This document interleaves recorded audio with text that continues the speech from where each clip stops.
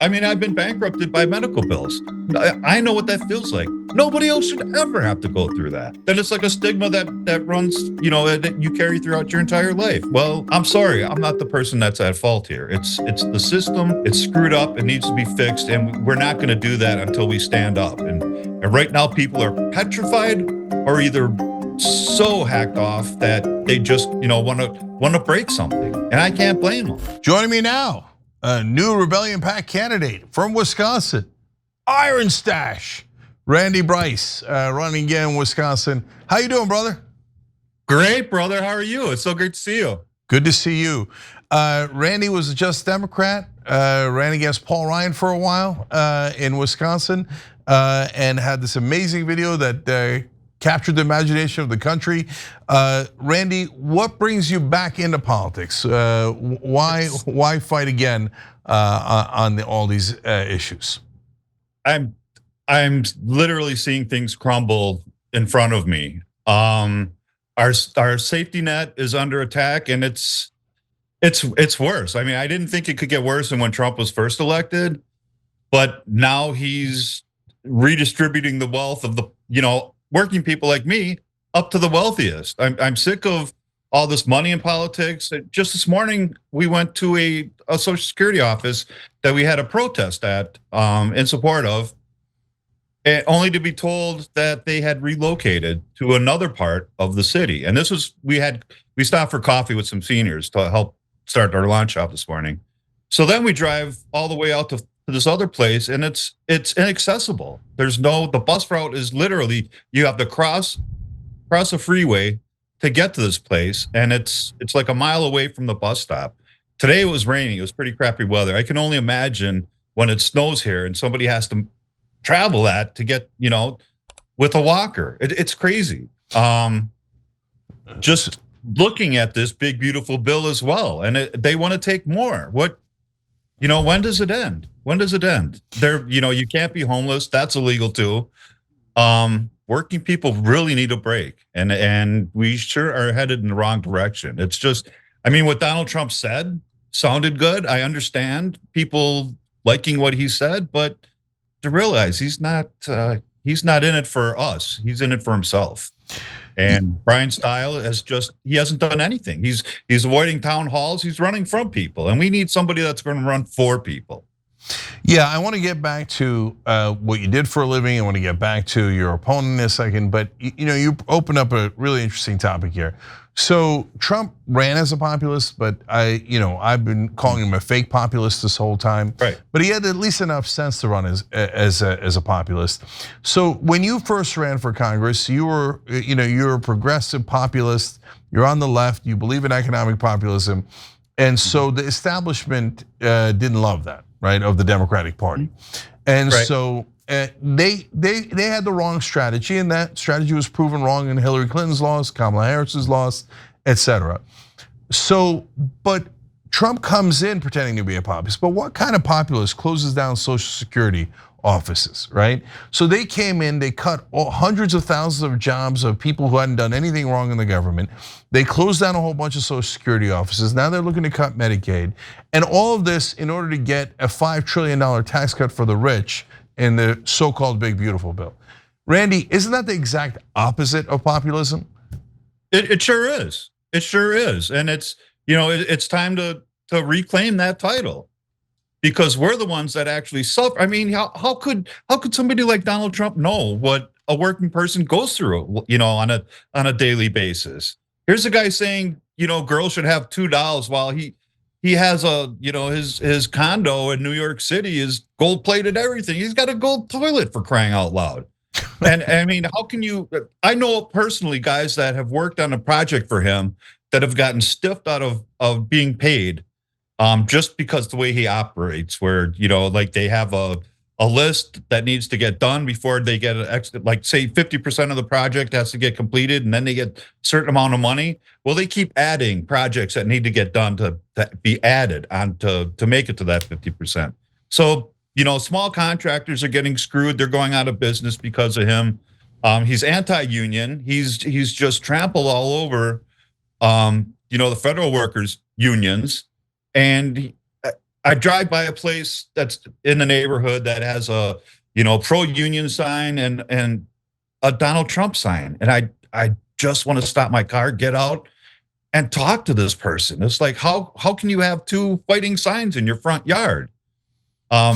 Again, what he said sounded good. His promises sounded good, but he has no intent of, no intent of following through. And that's why we need people, representation in Congress that understands what it's like to live paycheck to paycheck and know how, have to. I mean, I've been bankrupted by medical bills. I know what that feels like. Nobody else should ever have to go through that. Ever. Yeah. And then it's like a stigma that runs, that you carry throughout your entire life. Well, I'm sorry, I'm not the fault. I'm not the person that's at fault here. It's the system. It's screwed up. It needs to be fixed, and we're not going to do that until we stand up. And right now, people are petrified or either so hacked off that they just want to break something, and I can't blame them. Yeah, I prefer building things, so I love that you're building that campaign. Yes, I'm building, not demolition. Construction, not demolition. That's right. And so that actually relates back to, and I want to get back to that bankruptcy in a second, but back to your life story. So before you got into politics, what was your job, Randy? Union iron worker. Yeah, how long did you do that?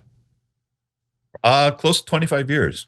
25 years as an iron worker. Okay, so when, tell me about the situation with the medical bankruptcy, because this affects so many Americans. I think more than half of bankruptcies in America are not the Donald Trump type, where they decide to start 3 casinos in the same city, right? They're driven into bankruptcy by medical bills. How can you go bankrupt with a casino? It's amazing. It's the closest thing to like a money machine, money printing machine. Yeah, no, he found a way to screw it up. Like now it says the house always wins asterisk unless Donald Trump runs a house, which by the way is kind of what he's going to do now to us. He's going to bankrupt the country. But tell me about what happened to you with the medical bills. Well, this was before I was an iron worker, and I mean, I felt the pain, and it was, being a younger guy, I was in my late 20s. I'm thinking I can get through this. I have to get through this because I don't have insurance. I was working 2 jobs, bartending in the evening, and I worked security during the day. 2 full-time jobs. Neither one of them provided health insurance. So this was after I was going to go get it checked out. My mom made me go because I couldn't. It got to the point where I'd walk and I'd wince, and I didn't realize that I was wincing. And my mom was like, I've had enough, you're going to the doctor with me. So she took me to the doctor, and he, did examine me and threw a pamphlet on a table in front of me about testicular cancer. And that's how I found out that I had cancer. And then he was like, well, the next thing is to, we'll talk about insurance. I was like, I don't have any. He was like, let me make a phone call. He called Freighter, and I ended up lucking into getting I was basically a guinea pig for the medical college there. But I got the treatment done I needed, and they did a fantastic job. But after that, I needed some other tests, and without having insurance, what do you do? It's like you go in there. They don't even tell you how much it's going to cost ahead of time. Whatever medical procedure you need to have done, it's like, oh, we don't tell you that. And then just start getting bills, and it's like the amount that they charge for what they do was it's like holy crap, to the point where you're like, you just feel hopeless, and it's a very bad place to be. It's very depressing, and it's not something I would wish on anybody. Yeah. And that's why I look around the world. We're the only industrialized country that doesn't have some kind of nationalized health care. And it's something else. Now I'm working with disabled people, and it's hard enough for other working people that are able to get a job and have decent pay. But now I'm seeing what disabled people have to go through as well. And, the insurance, Wisconsin doesn't want to expand Badger Care, which is what so many of so many disabled people rely on for their health care. That with the other cuts that are coming, it's all, there's no sunshine. There's no sunshine to look forward to. Yeah. But that's what needs to change. And So that's why, with Rebellion PAC, and just glad to be a part of that, Jank. I'm glad you started that up, because everything in there, especially, I mean, getting the money out is like the number one thing. And it sucks that you have to play by the rules that are in place before you can change the rules, because they're designed to keep people like me out. yeah.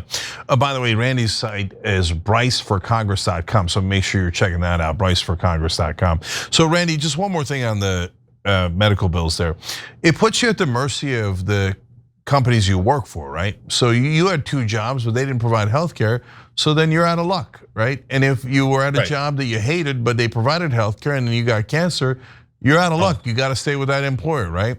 So that's, and you mentioned every other developed nation has universal health care. We're the only ones who don't, right? And then, the populist plank that you signed, it's got, we've got to negotiate drug prices through Medicare, right?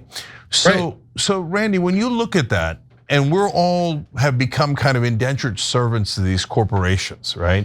And without them, that's a good term. Yes. Yeah, without them, we might literally die, right? Well, that's how they've got us on the hook. And then they say, by the way, you're not even allowed to negotiate the drug prices. You just have to pay the ransom. You don't have a choice. I mean, what kind of sick government has this developed into?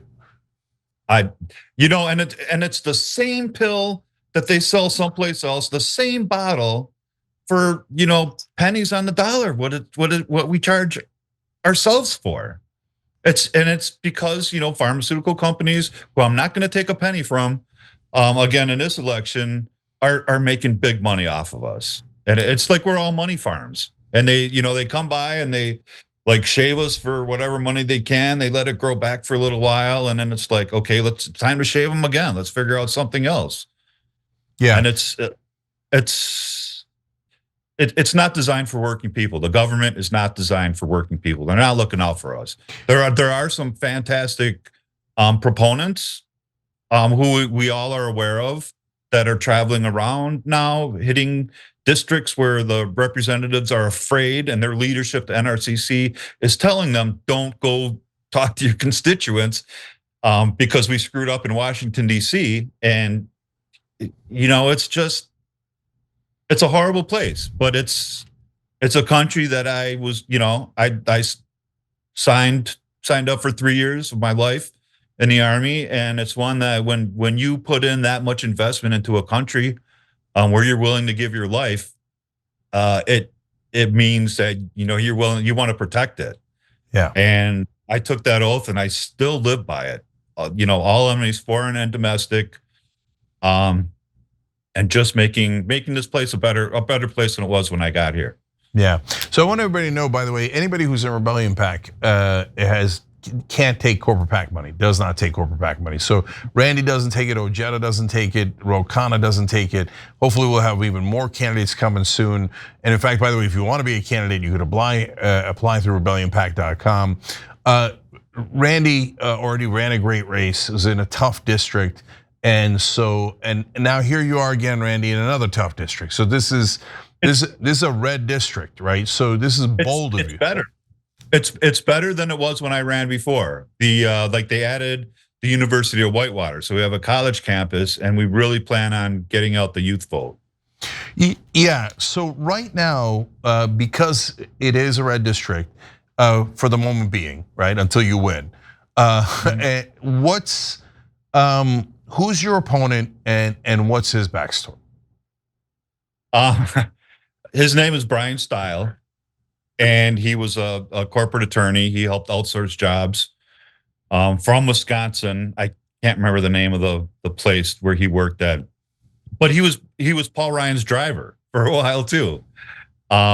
It looks very similar, and I wouldn't doubt that he inherited Paul Ryan's wardrobe. And the same ideas. I mean, Paul Ryan was famous for gutting Social Security. And, this guy made a commercial last time he ran, promising his 100-year-old sweet grandmother. I mean, I was just like, just breaking my heart watching him lie to her about he's never going to do anything to touch, to hurt our social safety net. And here she is saying, "Oh, I know you won't, Brian." And I'm like, "Oh my God, bringing your grandmother on is okay, but lying to her in front of all these people is just so horrible." Like but he's one of the people. He's running away from people, and that's why you get somebody that's running from people, and I'm running for people. Um, who really cares? And it's been around. There are more protests. There's one I just found out about on the first and third Wednesday, and there's 60 people. It's like the second most busiest intersection in the state of Wisconsin. One of the guys was telling me today, they have like 60 to 100 people show up those 2 days every day that they have this event. And I know there's other events going on. People are just really fed up, and they're making their own groups, and I think it's fantastic. But Yeah. we're not getting any help from the government. Yeah, so Randy, I mean, look, if the American government was run by real Americans like you, it would be amazing, right? Because yeah, like if you were you don't take the corporate PAC money, so you would work for your voters instead of your donors. Already, It's a million times better, right? Exactly. But for Brian Style, one more thing. So he's going to sign on to that bill, right? The tax cut bill. No doubt. So when he does, isn't that a bit of an albatross around his neck? Because absolutely. Because they claim that they want to balance the budget, but they never ever balance the budget, and that's going to put a $5 trillion hole in the budget. So right. are you going to use that to run against them? Oh, absolutely. Absolutely am. Everything, he's already got a record. That's another thing that wasn't in place the first time I ran against him. He had no negatives. At this time, he has a horrible voting record, and it's only going to get worse, especially him being saddled up with Trump. And again, there's a reason why he's afraid of talking to voters in the first district. There's a reason why people are having to have their own empty chair, cutout Brian style town hall meetings. He doesn't care about us. He doesn't have to care about us because he doesn't depend on us for his money. Yeah, I think that maybe you'll put him out of style. Yeah. Yeah, I'm here for the dad jokes all day long. Maybe we'll make signs like that. All right, Randy, one more thing. Look, sometimes folks promise a good and talk a good game, then get into Congress, and all of a sudden they just start listening to the Democratic establishment, right? So if the Democratic establishment says, "Hey, Randy, nice job on winning Congress back, and we appreciate it, but we're not going to negotiate drug prices, and we're not going to do paid family leave, et cetera," what's your response to that? No, I'm totally opposed to that. That's something that I wrote down. I took an oath to help promote those issues, and that's something that I definitely am going to fight for. It's because again, I know I'm going to come back to the district and talk to people, and if they don't like, that's a promise that I will have a town hall in every county, and there's quite a few counties in the district, that people can have an opportunity to that I can tell them what's going on in Washington, D.C., so we can help work together to come up with things, and just make sure that we do fight for those things, and that when I come back, I would prefer not to get yelled at, but that's why I need to communicate with the district. Something Brian Style isn't doing, and they deserve, the people that vote. Actually, even if you don't vote, you deserve representation in the district, and we're going to try to get people out to vote. And it's like, look, all those good things you heard that were lies, they can be made real. But it's, again, like the video says, it's going to take everybody working together, and it really will. And I'm not afraid to go talk to places that, generally Democrats haven't been welcome to talk to. Yeah.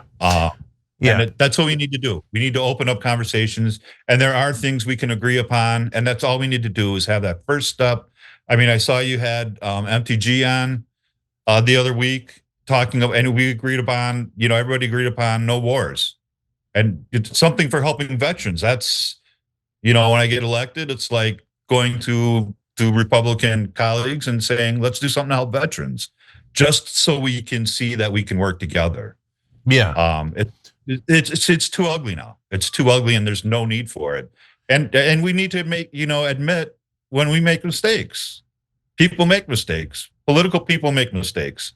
It's okay. We don't have to be perfect.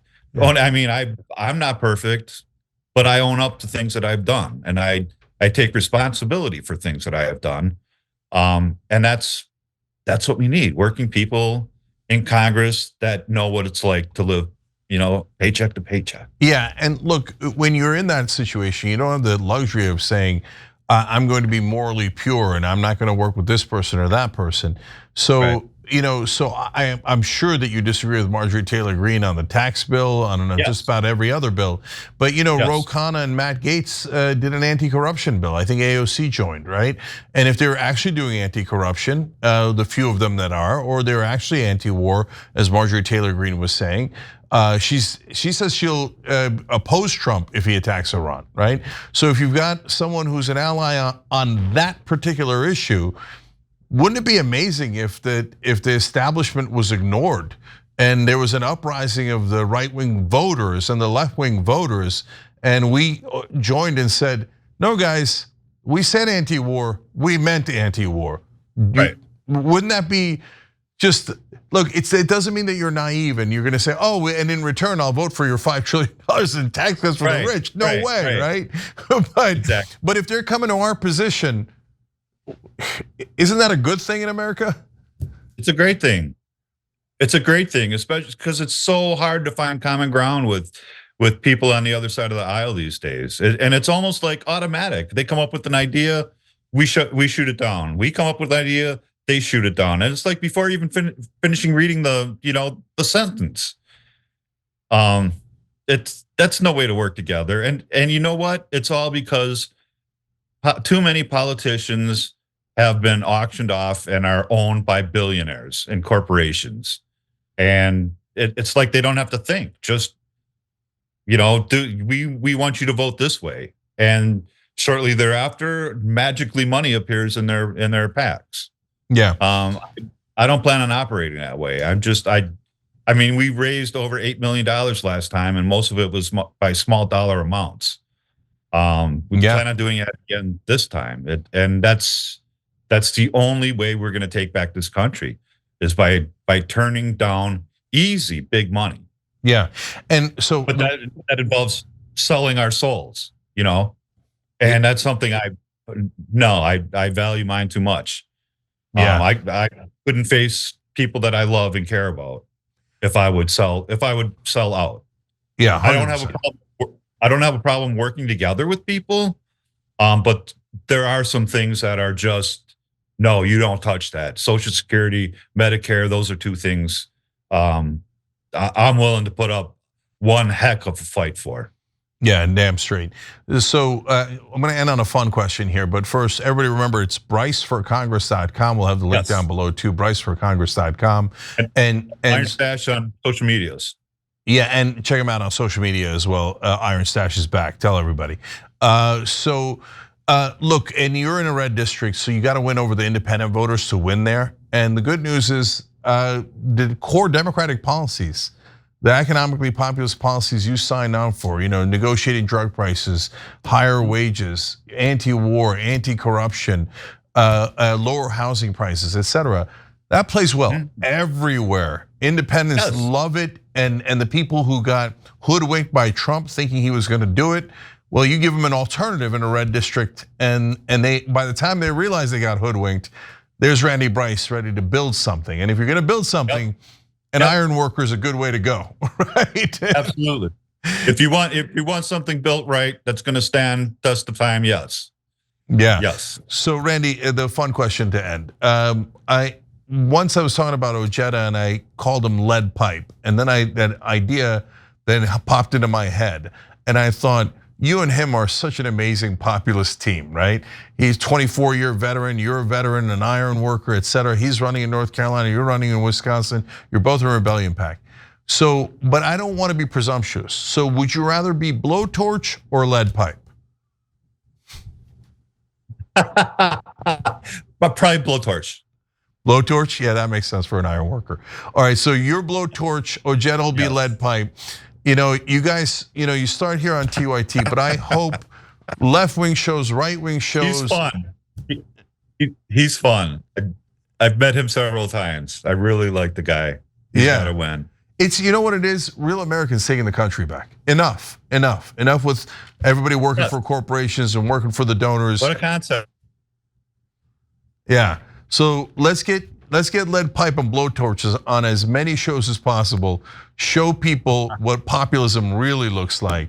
Randy, I'm gonna thank you at the end here because Absolutely. Thank you for having the courage to run again and to get back in the fight. The only way we're gonna win is if guys like you get back in the fight. So thank you, brother. We need more. We need more. Thank you, Cenk, for helping pull us together. It's great to be put in touch with other fantastic candidates. I love what you're doing. And I mean, just reading that, I was like, the plank is just common sense. It's just common sense. And it's things we can make happen. Let's make it happen. All right, and we'll put a link to all these things, populistplank.com, rebellionpact.com. But most importantly, go check out BryceForCongress.com, see what Randy's all about. Thank you for being back in the game, brother. We appreciate you and we need you. Thank you, brother. Appreciate you and everything you're doing. All right, we'll talk again soon. Every time you ring the bell below, an angel gets his wings. Totally not true, but it does keep you updated on our live shows.